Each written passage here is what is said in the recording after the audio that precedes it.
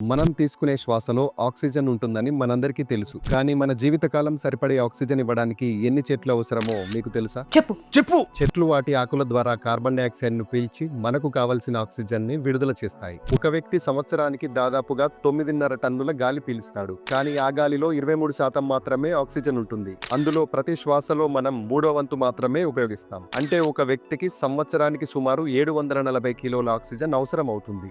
ఒక చెట్టు ఉత్పత్తి చేసే ఆక్సిజన్ యొక్క పరిమాణం ఆ చెట్టు యొక్క జాతి, వయస్సు, ఆరోగ్యం మరియు పరిసరాలపై ఆధారపడి ఉంటుంది. ఒక పెద్ద చెట్టు సంవత్సరానికి 18 మంది మనుషులకు సరిపడే ఆక్సిజన్ ఇస్తుంది.